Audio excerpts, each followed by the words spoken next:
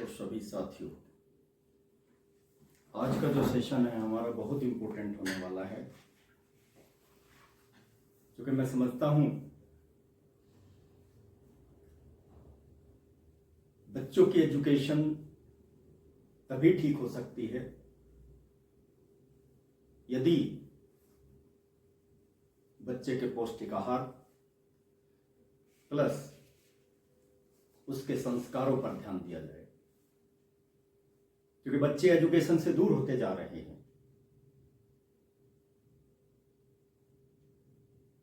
और more than 50% parents ऐसे हैं, माता पिता, जो बच्चों की एजुकेशन के ऊपर, उनकी पर्सनैलिटी के ऊपर ध्यान नहीं देते।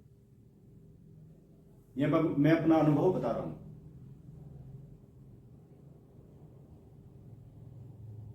एजुकेशन के फील्ड में मैं अपना अनुभव बता रहा हूं, शेयर कर रहा हूं आप लोगों से। और मैथमेटिक्स से रिलेटेड क्लास 9 से लेकर के 12 तक की वीडियोस मैंने यूट्यूब चैनल पर पोस्ट की हैं और कर रहा हूं डेली। सभी वीडियोस, सभी तरह की वीडियोस मैं बना रहा हूं, जिससे बच्चे का मैथमेटिक्स 9 से लेकर के 12 तक अच्छा हो जाए। लेकिन बच्चे का मैथमेटिक्स अच्छा कब होगा, बच्चे के बाकी सब्जेक्ट कब अच्छे होंगे? जब फिजिकली और मेंटली बच्चा स्वस्थ होगा। अब देखिए जाकर के मैथ सक्सेस पॉइंट पर, YouTube channel math success point पर बड़े सिंपल वे में मैंने एक्सप्लेन किए हैं क्वेश्चंस का सॉल्यूशन। बच्चे की तुरंत समझ में आ जाएगा। आपके पास स्मार्ट टीवी है, स्मार्ट टीवी पर YouTube channel math success point को लगा दीजिए। जिसके पास स्मार्ट टीवी नहीं है, मोबाइल तो सबके पास है आजकल, वहां पर लगा दीजिए। क्लासेस में, स्कूलों में, हर स्कूल में स्मार्ट बोर्ड लगे हुए हैं। अब चला दीजिए video math success point channel से। मेरा कहने का तात्पर्य यह है, यह वीडियो मैं इसीलिए बना रहा हूं कि बच्चे की एजुकेशन के बारे में सोचना बहुत जरूरी है। हाँ, इसके साथ साथ मैं एक चीज और भी डिस्कस करूंगा। एस्ट्रोलॉजी और न्यूमरोलॉजी के बारे में भी डिस्कस करूंगा। चौथे घर में जब चंद्रमा हो और 10वें घर में बृहस्पति बैठा हो, उसकी भी मैं चर्चा करूंगा। वो सब एक दूसरे से कोरिलेटेड है, सब बच्चे की एजुकेशन से ही कोरिलेटेड है। तो इसलिए प्यारे बच्चों, ध्यान दीजिए, ध्यान से सुनना।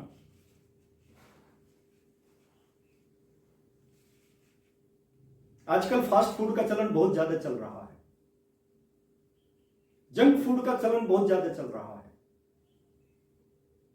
तो पता है फास्ट फूड और जंक फूड क्या कर रहे हैं? क्योंकि फास्ट फूड और जंक फूड के अंदर फैट्स, शुगर इतनी ज्यादा मात्रा में होती है जो शरीर के अंदर बीमारियां पैदा कर देती है। पेट की बीमारी पैदा कर देती है। हाई ब्लड प्रेशर की बीमारी पैदा हो जाती है, हाई ब्लड प्रेशर।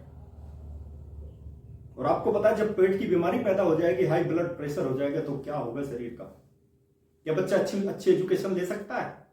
कभी नहीं ले सकता, क्योंकि फास्ट फूड के अंदर फाइबर की कमी होती है। पेट में कब्ज पैदा हो जाती है, डाइजेशन प्रॉब्लम हो जाती है। जब खाना ही डाइजेस्ट नहीं होगा तो पेट कहां से ठीक होगा? जो आर्टरीज और वेन्स हैं वो कमजोर हो जाएंगी। आर्टरीज जो ऑक्सीजन युक्त ब्लड को हृदय से बॉडी के डिफरेंट पार्ट्स में लेकर के जाती हैं, आर्टरीज। वेन्स क्या करती हैं? जो ऑक्सीजन रहित ब्लड होता है वो बॉडी के डिफरेंट पार्ट से कहां पे लेके आती है? हार्ट से लेकर के आती है। हार्ट उसको पंप करके फिर ऑक्सीजन युक्त ब्लड को फिर आर्टरीज के माध्यम से बॉडी के डिफरेंट पार्ट्स में पहुंचा देता है। लेकिन हार्ट तो कमजोर हो गया, हार्ट को तो कमजोर बना दिया किसने? फास्ट फूड ने। अब मैं छोटी सी एक एग्जांपल बता रहा हूं, छोटी सी एग्जांपल, उसको देखिए आप। जब बच्चा एग्जामिनेशन देने जाता है, हम बच्चों को बोलते थे, बेटा तुम तला हुआ भोजन करके मत जाना, पराठे वगैरह खा करके मत जाना। उससे क्या होता है, जो दिमाग के अंदर आपने याद किया है, जो भी कुछ किया है, उसके ऊपर इफेक्ट पड़ता है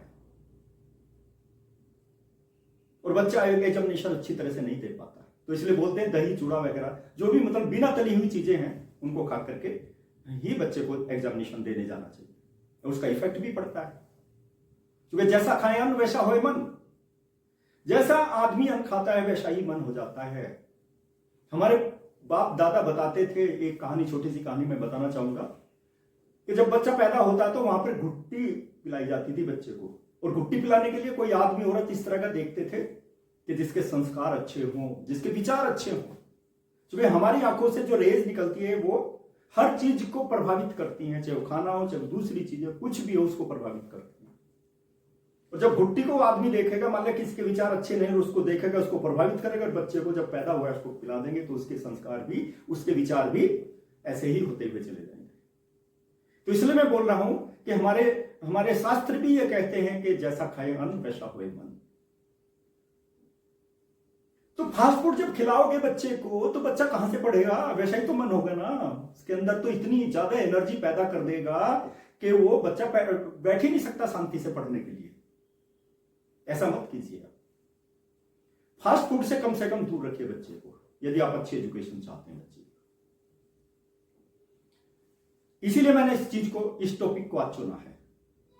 और बच्चे की जब हृदय मजबूत होगा, यानी कि आप अच्छा भोजन खिला रहे हैं उसको, सात्विक भोजन खिला रहे हैं, तो बच्चे का हार्ट भी ठीक होगा, आर्टरीज स्ट्रॉन्ग हो जाएंगी, जो अच्छे ब्लड को, ऑक्सीजन युक्त ब्लड को बॉडी के डिफरेंट पार्ट में पहुंचाएंगी, और जो हमारा इम्प्योर ब्लड है बॉडी के डिफरेंट पार्ट्स में, वो वेंस के माध्यम से, वेंस के थ्रू हार्ट में आ जाएगा, वो उसको प्यूरिफाई करेगा, चूंकि हार्ट स्ट्रॉन्ग हो जाएगा। तो बच्चे को ऐसा खाना दीजिए, उसको दूर कीजिए आप फास्ट फूड से। नहीं तो अच्छी एजुकेशन की आशा मत कीजिए। अच्छी एजुकेशन आप तभी दिलवा सकते हैं, और जब अच्छी एजुकेशन लेगा बच्चा अच्छा हो जाएगा, और देश का भविष्य भी अच्छा हो जाएगा। तो अच्छी पढ़ाई पढ़ने के लिए बच्चे को भोजन के ऊपर ध्यान देना बहुत जरूरी है। दूसरी बात, उसको संस्कारित करना भी बहुत जरूरी है। और मेरा कहने का तात्पर्य तो रहे, टीचर जब अपनी क्लास स्टार्ट करता है स्कूलों के अंदर, मैं तो हमेशा बताता था टीचर्स को, आप कम से कम 2-3 मिनट बच्चे को इस तरह की चीजें बताइए, इसके स्वास्थ्य से रिलेटेड चीजें बताइए, और उसकी पढ़ाई से रिलेटेड बताइए, उसको थोड़े बहुत संस्कार से, जिसके उसके संस्कार अच्छे हों। संस्कार अच्छे होंगे तो जरूर उसका कंसंट्रेशन पढ़ाई में होगा और वो पढ़ेगा। मैंने तो यहां तक भी सुनता हूं, मैं तो 8 साल का जब मैं था तभी से मैंने गुरुओं की शरण में मैं चला गया था। गुरुओं से शिक्षा ली मैंने, गुरु से। लेकिन असली गुरु कौन होता है? गु मने अंधकार, रू मने प्रकाश। जो अंधकार को मिटा करके प्रकाश को दिखाता है वही असली गुरु होता है, वही अच्छा गुरु होता है। लेकिन सभी गुरु ऐसे नहीं है। 5 फिंगर्स आर नॉट सेम, देख लीजिए, सब अलग अलग साइज की। ऐसा भी बताते हैं कि लोभ मोह अहंकार छोड़ दीजिए, आपका उद्धार हो जाएगा। मुझे आप ये बता दीजिए, लोभ मोह यदि छोड़ दिया तो जीवन में रह क्या गया? कुछ नहीं रह गया जीवन में। जीवन को यदि अच्छा बनाना है, लोभ भी होना पड़ेगा, मोह भी होना पड़ेगा। बच्चा जब पढ़ने के लिए जाता है, किस लिए जाता है पढ़ने के लिए? किस लिए भेजते हैं आप पढ़ने के लिए बच्चे को? लोभ है ना, मेरा बच्चा पढ़ेगा, अच्छी एजुकेशन लेगा, अच्छा आदमी बना, अच्छा बिजनेसमैन बनेगा, अच्छा नेता बनेगा, अच्छा डॉक्टर बनेगा, अच्छा इंजीनियर बनेगा, अच्छा साइंटिस्ट बनेगा, देश की सेवा करेगा। ये मेरा लोभ है उस बच्चे के प्रति। और मोह भी है, ये मेरा बच्चा है, तभी तो हम उसको एजुकेशन लेने के लिए स्कूल में भेजते हैं। और ये धन कमाएगा, धन कमाएगा तो हमारे पास संसाधन हम जुटाएंगे, उन संसाधन के माध्यम से हम उन्नति करेंगे, हमारा देश उन्नति करेगा। और जब हमारे पास लोभ मोह ही नहीं है, हाँ अहंकार के बारे में एक बार सोच सकते हैं। अहंकार थोड़ा सा कम होना चाहिए, सारा कम नहीं होना चाहिए, मेरे अनुसार सारा कम नहीं होना चाहिए, थोड़ा बहुत कम होना चाहिए। तो मैं ऐसे आप गुरुओं को भी बताना चाहता हूं, इस तरह की चीजें तो एटलीस्ट में बताई जाए। समाज के अंदर जो गलत चीजें फैला रही हैं, लोभ मोह, पति का पत्नी के प्रति प्रेम यानी कि मोह है, वो तो माता पिता का बच्चों के प्रति मोह है ना, लोभ है ना। तो अब क्या करेंगे? अब उसको सबको खत्म कर देंगे, यानी कि सब हम यदि ठीक है, हम लोग मोह सब छोड़ करके हम तो भगवान की शरण में चले जाते हैं, भाई गुरु जी की शरण में चले जाते हैं, गुरु जी के आश्रम में चले जाते हैं। किसान है वो कमाएगा नहीं, कहां चला जाएगा? गुरु जी की शरण में चला जाएगा। खेत में नहीं कमाएगा, बिजनेस नहीं करेगा, ऑफिस वाला ऑफिस में काम नहीं करेगा। मैं तो लोभ मोह मेरे पास है ही नहीं, लोभ मोह सब त्याग दिया मैंने, तो मैं तो गुरु जी की शरण में जा रहा हूं, गुरु जी सबको भगा देंगे अगले दिन। बोला जाओ, मैं कहां से लाऊंगा तुम्हारे लिए खाना? ये आप ही ने तो बोला है ना कि लोभ मोह अहंकार सब छोड़ दीजिए। तो मैं मानता हूं कि लोभ मोह अहंकार सारी चीजें आदमी के अंदर होनी चाहिए। यदि भी उसको विकास करना है, अपने जीवन को अच्छी तरह से चलाना है, तो लोभ मोह अहंकार सारी चीजें होनी चाहिए। अहंकार का भी प्लेस होता है, कहां पर अहंकार करना है कहां पर नहीं करना है वो आदमी को अपने अनुसार सोचना है, लेकिन लोभ मोह तो होना ही पड़ेगा। तो ऐसी चीज को हम लोग समाज के अंदर ना फैलाएं कि जिससे हमारे बच्चों के ऊपर, हमारे जनमानस के ऊपर गलत असर पड़े। इन चीजों को हमको छोड़ना पड़ेगा। तो इसलिए प्यारे बच्चों, मेरा मुख्य उद्देश्य यही है कि आपकी अच्छी एजुकेशन हो और आप कम से कम फास्ट फूड के पास तो न जाएं। क्योंकि शरीर स्वस्थ होगा तो आपकी एजुकेशन भी अच्छी होगी और आप जिस फील्ड में भी जाएंगे वहां पर भी आप अच्छा कार्य कर सकते हैं। अब थोड़े से लालच के चक्कर में कि मुझे खाना बनाना पड़ेगा या मुझे सामान लाना पड़ेगा या मेरा जो है ये जो मैं सात्विक भोजन अपने घर में बना के खाऊंगा तो कॉस्टली पड़ेगा, कहीं बर्तन जुटाएंगे, गैस जुटाएंगे, नहीं, ऐसा मत कीजिए, आलसी मत बनिए। अब जुटाइए, उसके चक्कर में आप बना थोड़ा बहुत खा लिया और उसके बाद सारा सिस्टम ही खराब होता चला जाता है। हाँ, यंग मैन के लिए वो क्या है, सारी चीजें डाइजेस्ट हो जाएंगी, भागा फिरेगा, चूंकि एनर्जी ज्यादा बनती है। चीनी और फैट्स के अंदर तो ऐसे ही जो है ज्यादा एनर्जी बनती है, चीनी खाने से तुरंत एनर्जी मिल जाती है, लेकिन वो कुछ ही दिन तक काम करेगी, ज्यादा दिनों तक काम नहीं करेगी।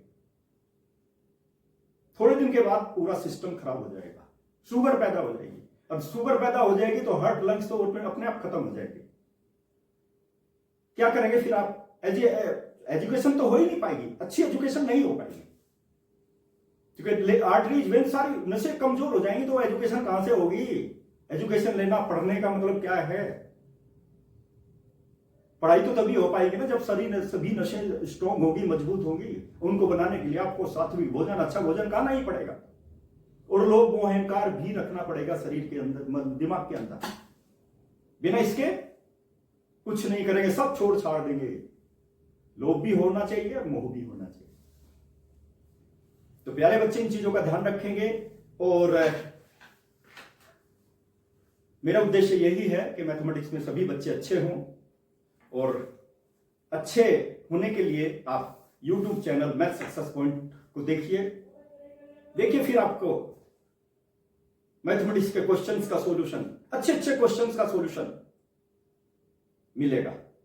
आपकी हर समस्या का समाधान मैथ सक्सेस पॉइंट पर आपको मिल जाएगा। दूसरी चीज, मैं एक चीज और बताना चाहूंगा जो मैंने बताया है एस्ट्रोलॉजी से रिलेटेड, क्योंकि एस्ट्रोलॉजी, न्यूमरोलॉजी, मैं सारी चीज लेके चलता हूं। एजुकेशन में न्यूमरोलॉजी और एस्ट्रोलॉजी का बहुत बड़ा रोल है। It play the very important role. Astrology and numerology play the very important role to get the quality of education of the child. और फिर जीवन जीने की कला, यदि हम थोड़ा सा हम लोग अलर्ट हो जाए अपने जीवन के प्रति तो जरूर उसका समस्या का समाधान हमें मिल जाएगा। मैंने देखिए ये टीचिंग एड है, ये मेरा टीचिंग एड, ये मैंने सारे घर बनाए, भाव बनाए हुए 1 2 3 4 5 12 तक बनाए।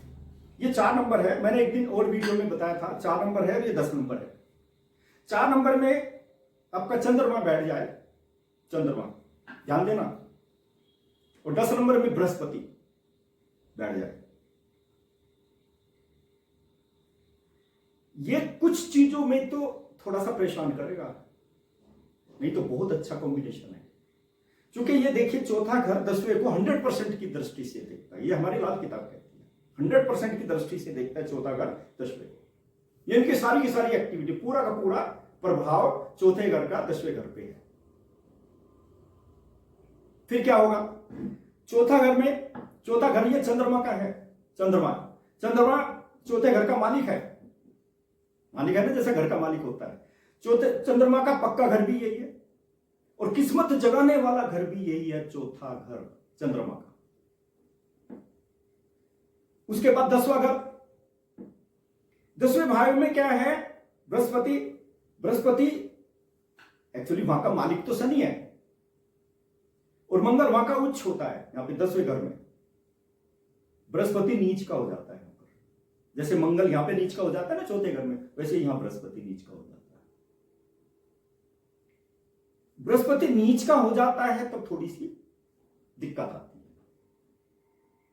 और बृहस्पति यदि शुभ फल देना शुरू कर दे तब फिर देखो चंद्रमा और गुरु जी का प्रभाव, शुभ प्रभाव, वो भी मैं थोड़ा सा आपको बताऊंगा। तो इन चीजों में आप लोगों को कम से कम ये समझना चाहिए ना कि चौथे घर में चंद्रमा और बृहस्पति 10वें घर में बैठा है, तो उससे जो है, देखिए मैं आपको बताऊंगा, बृहस्पति, चंद्रमा और मंगल ये तो मित्र हैं एक दूसरे के।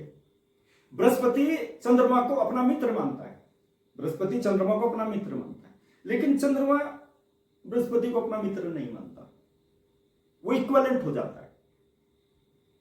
कभी कभी इक्विवेलेंट मतलब सम। एक ही एरिया में दो लैंड रोड बैठ जाए ना, दो शक्तियां बैठ जाए, तब भी उस एरिया का डेवलपमेंट हो जाता है।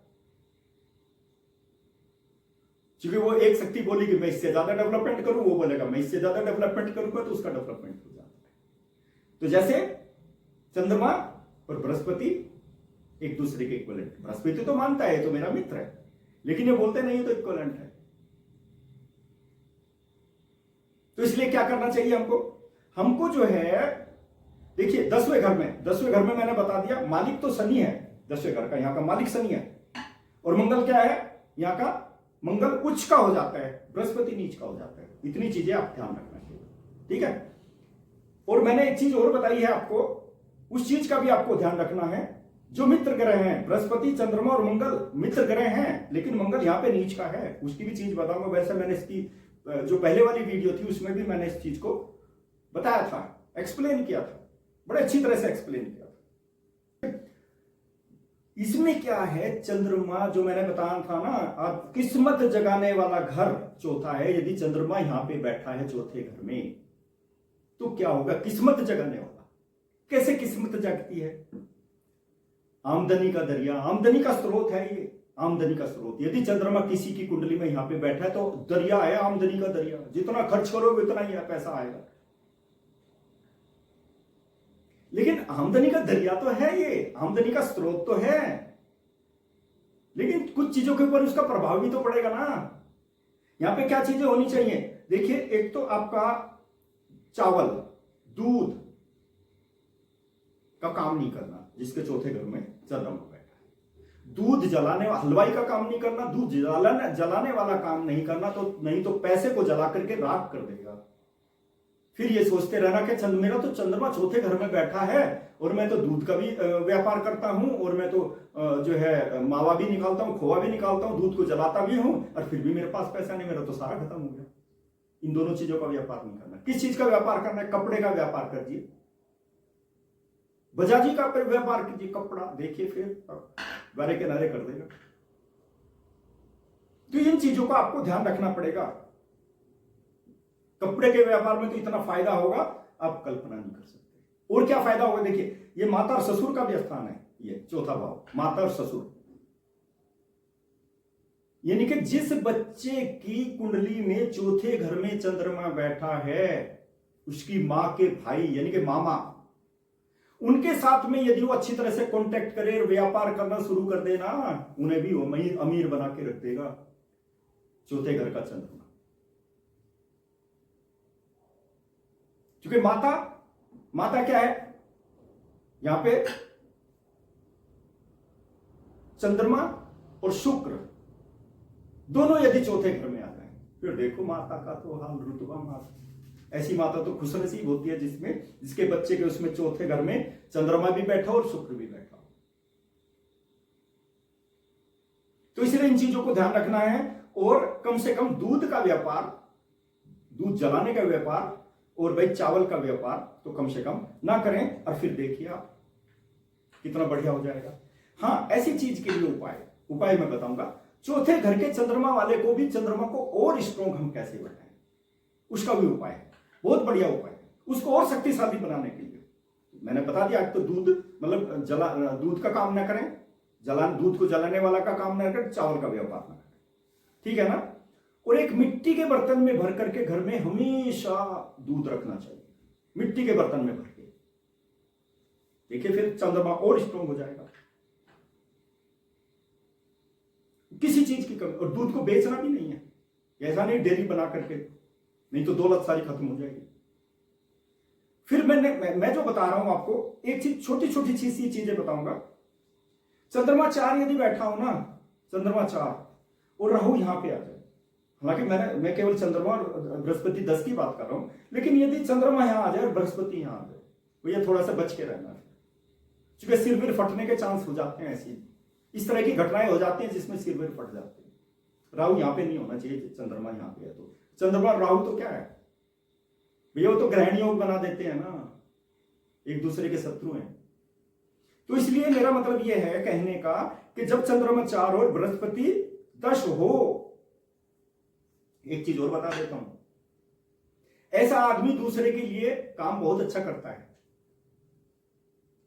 वो रोटी खिलाने का काम कर रहा है किसी को, मतलब बड़ा अच्छी तरह से दूसरों की सेवा कर, रोटी खिला रहा है, सब कुछ करा रहा है, लेकिन कैसे केस में फंस जाएगा कि वो तो रोटी नहीं खिला रहा, वो तो जहर खिला रहा है,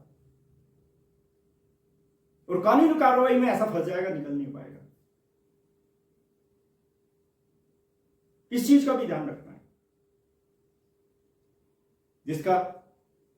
और एक चीज और ध्यान रखनी है, मंदिर बनवाने में पैसा नहीं देना है चंद्रमा, जब जिसका चंद्रमा यहां बैठा और बृहस्पति यहां बैठा, चंद्रमा 4 बृहस्पति 10 हो, तो हमारी लाल किताब ये कहती है कि ऐसे आदमी को किसी धार्मिक स्थल में बनवाने के लिए पैसा नहीं देना चाहिए, और ऐसी जगह भी पैसा नहीं देना चाहिए जहां पे आम पब्लिक उसका फायदा उठाती हो, नहीं तो पैसा खत्म हो जाएगा। दोनों अच्छे हैं, दोनों ग्रह अच्छी जगह बैठे हैं, लेकिन इन चीजों का भी ध्यान रखना बहुत जरूरी है, ठीक है।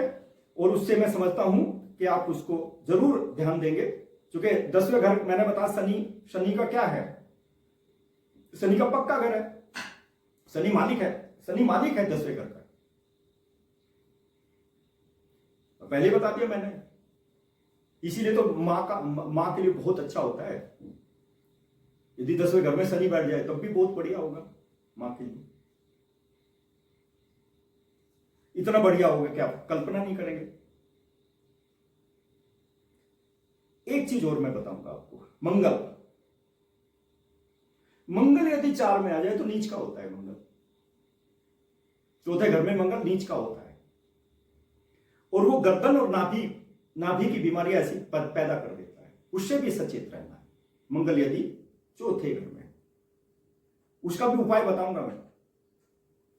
ऐसे आदमी जिसका मंगल चौथे घर में बैठा हो, ऐसे आदमी को एक तो उसके घर का दरवाजा दक्षिण दिशा में नहीं होना चाहिए, दक्षिण दिशा में खुलना नहीं चाहिए, बहुत अशुभ होता है, उपाय भी काम नहीं कर पाएंगे। और इस अशुभ को दूर करने के लिए हमको क्या करना चाहिए, मिट्टी के बर्तन में शहद भर करके शमशान जमीन में दबा देना चाहिए, शमशान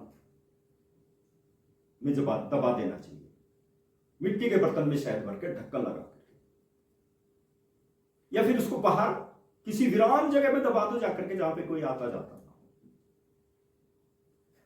तो यहां पे जो मंगल अशुभ है ना, मंगल का जो जहर है वो खत्म हो जाएगा, कम से कम 80-90% वो जहर खत्म हो जाएगा। एक उपाय और बताऊंगा, बहुत ही बढ़िया सिंपल उपाय है। मंगल जिस बच्चे के घर में मंगल बैठा हो, भैया मां को तो प्रॉब्लम होगी, यदि वो अशुभ होगा तो, और बढ़िया हो जाएगा तो फिर मैंने बता ही दिया, मां के लिए बारह के नहरे हो जाएंगे, मां के घर वालों के लिए भी बारह के नहरे हो जाएंगे। तो बड़ के पेड़ में आप एक मिश्रण लेना है, दूध, चीनी और पानी का मिश्रण, और उसको नहा धो करके सुबह बच्चे को भेज देना है।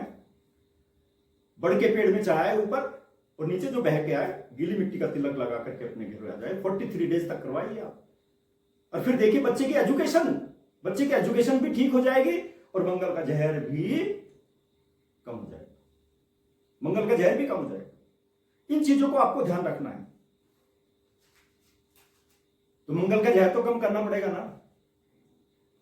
और मैं समझता हूं इन चीजों को आप जरूर ध्यान देंगे, क्योंकि ये मैंने वीडियो इसीलिए बनाई है, क्योंकि वैसे तो मैं मैथमेटिक्स की वीडियो चुके 9 से लेकर 9, 10, 11, 12 मैं चाहता हूं बच्चे मैथमेटिक्स में बहुत अच्छे हो जाएं, और जो वीडियो देखेगा वो तो खैर अच्छा होगा ही होगा। पेशेंस रख करके वीडियो देखनी पड़ेगी।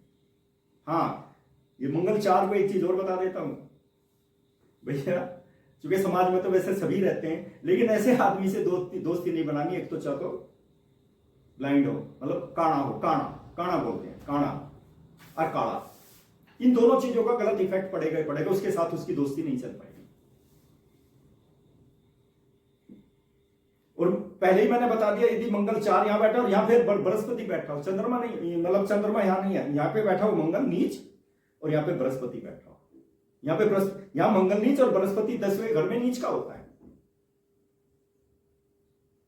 तो ऐसा आदमी कोई काम नहीं करेगा। आलसी, नंबर 1 का आलसी, बुज़दिल हो जाएगा, आलसी हो जाएगा। तो इन चीजों को भी आपको ध्यान रखना पड़ेगा। या फिर एक और भी चीज है, और क्या हो जाएगा, आलसी बुज़दिल तो हो ही जाएगा। एक चीज और हो जाएगा, यदि मंगल यहां पे बैठा और बुध बैठा है 12वें घर में और बृहस्पति बैठा है 8वें घर में, तब भी यही कंडीशन होगी। देखो यहां पे बैठा है मंगल, यहां पे बुध बैठा 12वें घर में और यहां पे बैठा है 8वें घर में बैठा है बृहस्पति, बुज़दिल आलसी होगा ही होगा। अब देख लेना प्रैक्टिकली। तो मेरा कहने का तात्पर्य ये है कि हमें अपने जीवन को अच्छा बनाना है, और अच्छा बनाने के लिए हमको काम करना पड़ेगा, मेहनत करनी पड़ेगी। मैं कई बार बता चुका, ठीक है कुंडली में राजयोग है, लेकिन राजयोग का समय भी तो होता है ना। अब कर्म करेंगे नहीं और बोलेंगे नहीं तो मेरी तो कुंडली में राजयोग है, तो मैं तो राज्य का सुख भोगूंगा। राज्य का सुख तो तभी भोगेंगे ना जब आप कर्म करेंगे। जैसे मैंने अभी बताया, लोभ मोह अहंकार, लोभ मोह अहंकार मतलब कर्म खत्म, कर्म की प्रक्रिया खत्म हो जाती है। कर्म तो करना पड़ेगा ना, कर्म करोगे तभी तो हम सुखी जीवन भोग सकते हैं, तभी अच्छी एजुकेशन ले सकते हैं। कर्म करने वाला कभी असफल नहीं होता है, मेहनत करने वाला कभी असफल नहीं होता है। मेहनत कीजिए, और अच्छी एजुकेशन लेने के लिए आपको YouTube channel math success point देखना ही पड़ेगा, यदि मैथमेटिक्स में अच्छा हो। क्योंकि मैंने हमेशा मेहनत की। मैं क्लास 12 में के 3 बैच बना देता था नवंबर में, एक सबसे लोअर वाला, एक मिडिल वाला, एक हायर वाला। मेरे जो स्टूडेंट हैं उनसे पूछ के देखना। और मैंने उस नवंबर दिसंबर के महीने में ये देखा है कि जो लोअर वाला है ना, जो बच्चे के अंदर फीलिंग आ जाती है, अरे तू तो बहुत लोअर हो गया, तो तू पुअर है, इस सब्जेक्ट में पुअर है। लेकिन उनको फिर सब्जेक्ट में चैप्टर वाइज मेहनत करता था, एडिशनल क्वेश्चन देता था, उनकी प्रैक्टिस वहीं पर कराता था, लगा रहता था। उस प्रैक्टिस का परिणाम क्या होता था कि बच्चा लोअर से मैंने देखा है फर्स्ट टॉप पे पहुंच जाता था 2 महीने के अंदर अंदर, और जो मिडिल वाला है वो भी टॉप पे पहुंच जाता था। और जो टॉप वाला है उनको ऐसे ऐसे क्वेश्चन देता था कि ले बेटा आप भी दिमाग लगाइए, उनको भी क्वेश्चन प्रोवाइड कराता था। तो तीनों क्लास लेता था मैं, 3 क्लास लेता था एक ही केस में। जब नवंबर दिसंबर में हमारा ड्रिलिंग शुरू हो जाती थी, कैप्सूल शुरू हो जाते थे, कैप्सूल देते थे अच्छे अच्छे बना करके, बच्चों को प्रैक्टिस कराते थे। तो वही फीलिंग मेरे दिमाग में आज भी है कि मैं बच्चों को ऐसे ऐसे मटेरियल प्रोवाइड कराऊं कि बच्चे को जब एग्जामिनेशन देने जाए उसको किसी भी चीज की कोई दिक्कत ना हो कि मैंने ये टॉपिक तैयार नहीं किया। और भैया सिलेबस तो खैर इतने इजी हो गए, आप देखेंगे बहुत इजी सिलेबस हैं। इतने इजी सिलेबस को स्टडी करके तो जो है कॉम्पिटिटिव एग्जामिनेशन तो क्वालिफाई नहीं किया जा सकता। कॉम्पिटिटिव एग्जामिनेशन को क्वालिफाई करने के लिए आपको एडिशनल प्रैक्टिस क्वेश्चंस की करनी ही पड़ेगी। और एडिशनल क्वेश्चंस की प्रैक्टिस तभी हो सकती है जब आप डिफरेंट बुक्स देखेंगे, नोट्स तैयार करेंगे। नोट्स तैयार करना बहुत जरूरी है। आप चैप्टर वाइज नोट्स तैयार कर लीजिए ना। तो इसलिए मेरी रिक्वेस्ट ये, आप वीडियो देखिए और उसका फायदा उठाइए कम से कम। और जब आप फायदा उठाएंगे तो उससे हमें भी पता चलेगा कि हमने जो वीडियो बनाई थी उनका फायदा कितने बच्चों को हुआ। तो इसलिए math success point channel, YouTube channel को आप शेयर कीजिए, लाइक भी कीजिए। शेयर करने का मतलब क्या है? हमारा मेन ऑब्जेक्टिव है that is each and every child should be very good in mathematics. तो आप जब अपने फ्रेंड को शेयर करोगे तभी तो उसको फायदा मिलेगा ना। क्योंकि बाई चांस मेरे से 10 आदमी जुड़े हैं, 10 आदमी उससे भी फिर 10 आदमी जुड़े हैं, 10 बच्चे जुड़े हुए हैं, तो देखो कितनों को फायदा हो सकता है। And subscribe my channel, YouTube channel math success point. Okay, thank you to